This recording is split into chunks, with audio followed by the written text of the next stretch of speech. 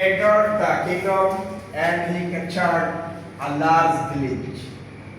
তো যখনই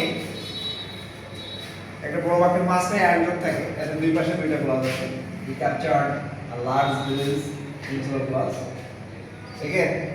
he entered the kingdom interaction principal clause. তো পরীক্ষার সময় প্রায় এটা থাকে সিম্পল করতে হয় যখন এই দুই পাশে দুইটা প্রিন্সিপাল ক্লজ থাকে এবং সেটাকে সিম্পল করতে হয় তখন এই মাঝখানে যে কনজাংশনটি আছে যেটা কম্পাউন্ডেই থাকে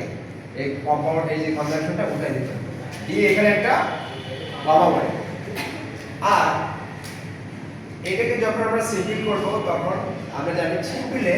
একটা ফাইনাইট ভার্ব থাকে যেটা প্রিন্সিপাল ক্লজে আছে ক্যাপচার এখন এখানে ভার্ব এই যে ফাইনাইট ভার্বটি আছে প্রথমে এন্টার এটা আমরা প্রেজেন্ট পার্টিসিপল যোগ করব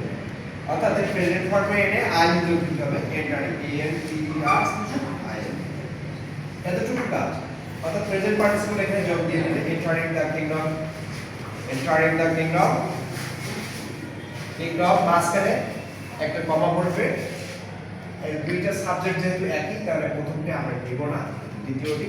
দিতে হবে তাহলে entering the kingdom comma he captured a large village. আমরা সবসময় দেখি ডান সাইডে প্রিন্সিপাল ক্লজ থাকে এটা পরিবর্তন হয় না থ্যাংক ইউ